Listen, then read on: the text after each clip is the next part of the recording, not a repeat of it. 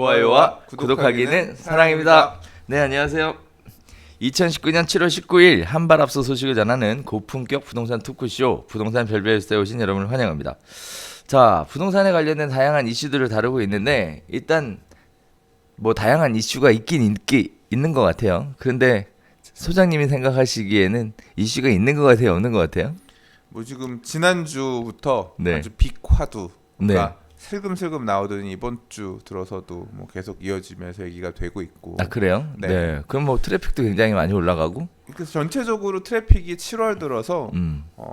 이렇게 계속 유지가 되고 있는 상황입니다. 일간 트래픽이 이번 주도 계속 300만 이상 나오고 있거든요. 330만 정도의 트래픽이 유지가 되고 있는 상황이에요.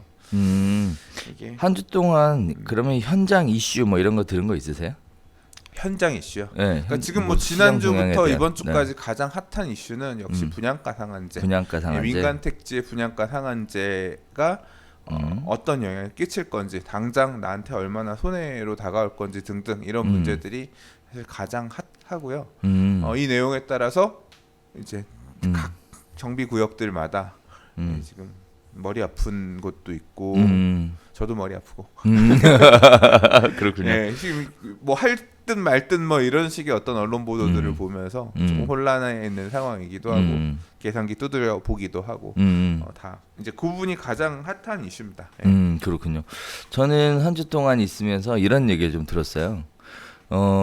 매물이 다 없다. 이제. 그러니까 저는 그게 또 의외였거든요. 네. 매물이 없다. 네, 매물이 없다. 네, 그거였어요. 그래서 손님은 많은데 사줄 게 없다. 아, 그래요? No, 이런 얘기들 하시더라고요. 온도차가 조금 있는 건지 지역마다. 그거는 이따가 또 전화해서 여쭤보면 네. 알 수 있지 않을까 싶습니다. 분양가가 비싸면 집값이 더 오른다라는 얘기를 가지고 잠깐 이야기 나눠보겠는데요. 수도권 분양가 9억이 초과하는 아파트는 월 평균 상승률이 11.1%에 달했다라는 얘기가 있습니다. 이런 부분들이 분양가 상한제가 가격 안정 효과를 줄 거냐, 또는 소수에게만 이익으로 돌아갈 거냐에 관련돼서 이제 분양가 상한제 이야기가 살살 고개를 들고 있는 것 같은데요. 높은 분양가에 공급된 아파트가 실제 입주 후에도 상승률이 높다. 다만 올해 들어 상승폭은 다소 줄어든 것으로 보인다. 이런 이야기를 기본으로 한다면 기왕 분양을 받으려면 분양가가 높은 아파트 또 한번 도전해봐도 괜찮겠다라는 판단이 있을 것 같은데, 수장님은 이 기사 보면서 어떤 생각을 하셨습니까? 이 내용은 네. 전형적인 되게 조심해야 될 기사입니다. 개인적으로 생각할 때는. 그러니까 이 부동산 시장이라고 하는 게 상승장이 있고 하락장이 있잖아요. 그러니까 블루칩은 계속 블루칩인 게 아니라 블루칩도요, 하락장 두들겨 맞으면 가격이 많이 꺾여요. 예를 들자면 지난 텀에 부동산 가격을 가장 많이 이끌었었던 강남 쪽의 아파트를 보더라도 강남 아파트가 안 꺾인 게 아니라 시장이 죽을 때에는 꺾였거든요. 그렇죠. 많이 빠졌어요. 뭐 재건축 등의 아파트 같은 경우는 특히나 더 많이 빠졌고, 그 과정에서 버티지 못하시는 분들 같은 경우는 손실을 많이 감내했어야 되거든요. 근데 상승장에서는 어떠냐면 또 다시 가장 많이 오릅니다. 그러니까 변동성이 되게 크게 움직이기도 하고 상승폭도 되게 크죠. 그렇죠. 그래서 지금 이 조사를 하는 지금 이 시점은 뭐냐면 적어도 이 조사한 표본들 자체가 상승장에서 서울 수도권이란 말이에요. 그렇죠. 9억 초과 아파트가 월 상승 분양가가 9억 초과한 아파트가 상승률이 높았다는 얘기는 서울에 굉장히 비싼 지역의 아파트가 그만큼 더 올랐다는 얘기인 거예요. 그렇죠. 그러니까 그 지역이 막 치고 먼저 올라갈 때 수남매 형태처럼 강남이 먼저 올라가고 서초, 송파, 강남 서초가 먼저 올라가고 송파, 그다음 강동이 따라 올라가는 것처럼 그랬기 때문에 이 상승장에서 얘네가 좀 더 컸다는 거지. 분양가가 낮았던 애들은 지금 이 금액 여기 사야 되나 말아야 되나 아리까리한 상황이었기 때문에 상대적으로 더 올랐다 이런 얘기인 거죠. 그러니까 이 내용을 신뢰해서 부동산을 산다고 하면 맨날 그런 비싼 것만 사야 되는 거는데,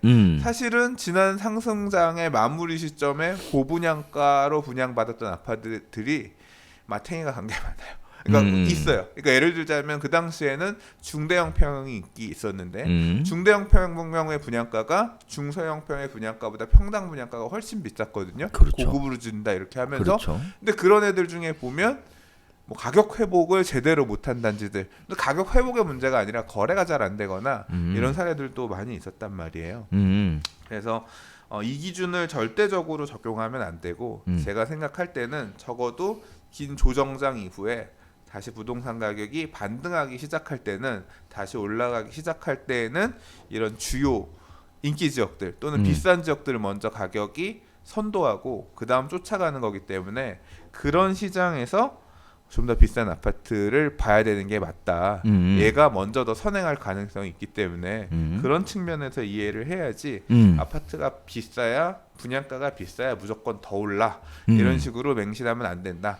더 중요한 거는 지금이 상승장이냐 조정장이냐 아니면 조정 끝나고 나서 하락하는 장이냐, 이런 판단을 더 신중하게 하는 게 중요하겠다. 네. 네, 그렇게 생각합니다. 주의해서 보셔야 될 그런 기사였다, 네. 이렇게 말씀도 해주셨는데, 한편으로 보면 분양가가 비싼 지역이기 때문에 분양가 상한제를 적용을 하게 되면 분양 가격을 많이 못 올리잖아요. 거기에 따라서 시세 차익이 더 발생할 수 있다.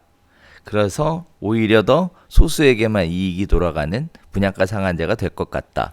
이런 얘기가 또 한편으로는 있는 것 같은데, 가격 안정의 효과가 클까요? 아니면 정말 소수에게만 이익이 되는 효과가 더 클까요? 이제 그 얘기는 제가 전에도 별별 수다하면서 얘기를 했던 적이 있는 것 같은데, 시장의 에너지 열기가 뜨거워요. 엄청 뜨거운데 그 에너지가 있는 통에다가 야 내가 이거를 이 열기를 식혀야지라고 하고 저렴한 분양가의 아파트를 얼음 몇 동이 한 덩이 두 동이 떨어뜨리면 그 뜨거운 물에 그 얼음 온도만 뜨거워지면서 그냥 물만 그렇게 되지, 식히는 데는 한계가 있을 겁니다. 그러니까 그 큰 에너지가 더 포인트지. 왜냐하면 얼음을 사발로 부으면 당연히 차가워지겠죠. 열기가 가라앉으면서 온도는 내려가겠죠. 근데 문제는 분양가 상한제라는 제도 자체가 얼음을 많이 만들 수 있는 게 아니라 남은 얼음도 몇 개 없어지게끔 하는 그런 작동도 할 수 있잖아요. 그렇죠. 그렇기 때문에 상황에 맞춰서 봐야 된다. 근데 지금 상황은 좀 그렇게 단순히 분양가 상한제 적용한다라고 해서 몇 개의 단지들 분양가를 그렇게 낮게 공급한다라고 해서 전체 가격을 끌어내리는 데 주도적으로 작동하는데 좀 한계가 있지 않을까 개인적으로 생각해요. 네. 다만 이제 대외 경기라든가 요새 지금 사실 제 마음을 어지럽히는 제가 되게 걱정스러운 부분 이런 거, 저도 IMF 때 부모님 힘드신 걸 봤고 지난 2008년 이후 금융위기 때 저도 너무 힘들어봤기 때문에 이런 대외 변수에 의해서 발생하는 우리나라 경제가 힘들어진다거나 이런 거를 통해서 발생하는 어떤 심리 저하, 수자 심리 저하라든가 국내 자산에 대한 어떤 불신, 뭐 아무튼 신뢰감 떨어진 이런 부분들 같이 평가절하 되는 부분, 이런 부분들이 더 사실은 우려스럽고 그래서 분양가 상한제 하나만 놓고는 사실 뭐 오히려 별로 이렇게 더 난리가 날 수도 있는 어떤 그런 대책이긴 한데 시국이 지금 좀 불안하고 무섭긴 합니다, 개인적으로. 네. 자, 소장님 얘기를 잘 들어보면 이런 얘기일 수도 있는 것 같아요.